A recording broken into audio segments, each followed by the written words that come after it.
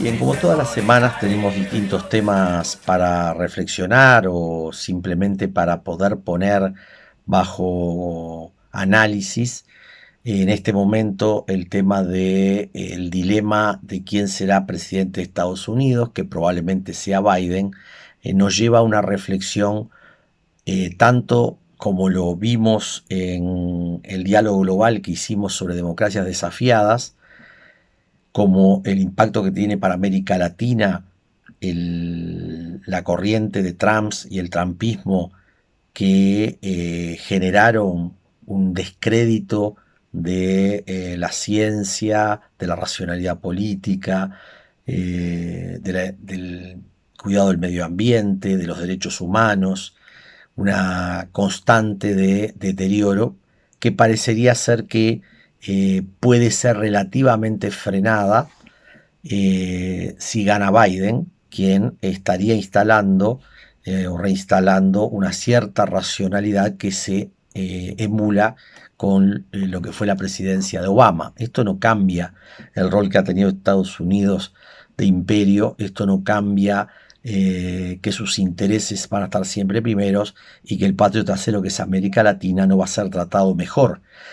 Pero si puede haber empatía en determinados temas, esto va a hackear, por ejemplo, acá en América Latina, a Bolsonaro, que está en la misma lógica del populismo negacionista de la pandemia, que está en la tendencia de no reconocer el cambio climático, que está en la tendencia de agredir a las organizaciones de Naciones Unidas, a los organismos de Naciones Unidas. Por tanto, que gane Biden va a permitir retomar algunos aspectos que hacen a una regla de juego que es fundamental en la convivencia internacional. Ahora bien, la democracia norteamericana está en su mayor callejón, puesto que se está agotando, puesto que no solo muestra no ser una democracia plena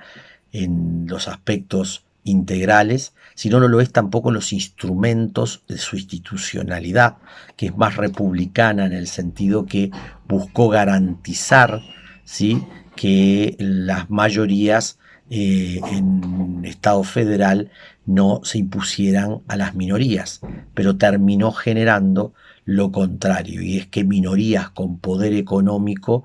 se impusieran a las mayorías. Y esto es quizás lo que resquebraja tanto con la tradición, con la estructura cultural racista, con la estructura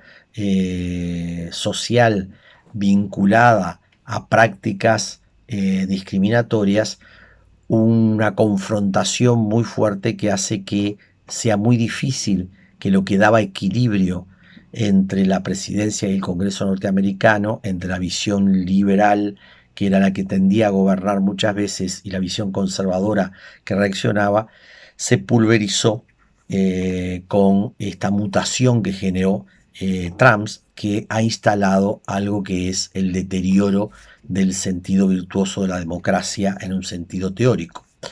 Bien, ¿qué pasará? Dependerá de muchos factores, pero está desafiada la sociedad norteamericana a frenar ese proceso que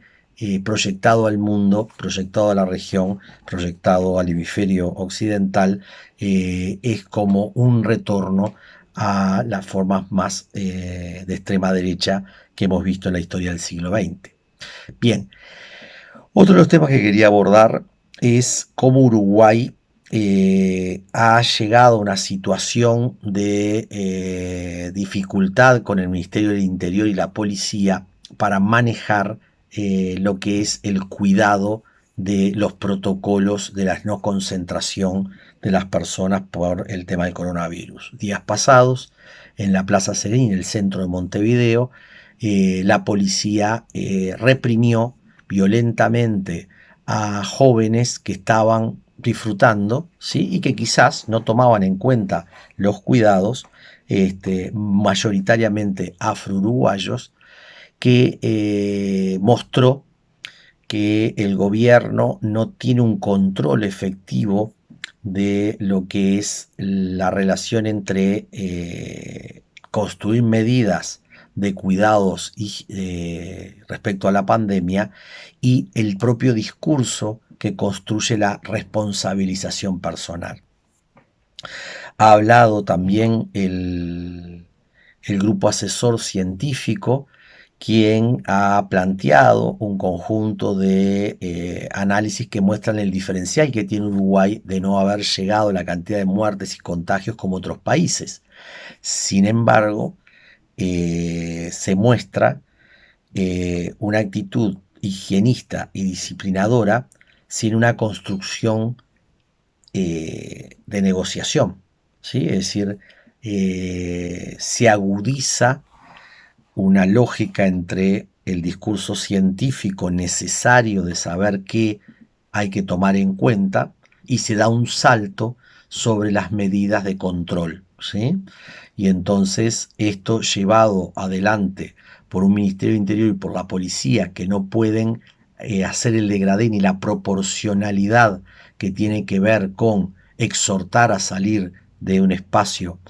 en lo que las personas pueden estar concentradas sin cuidados,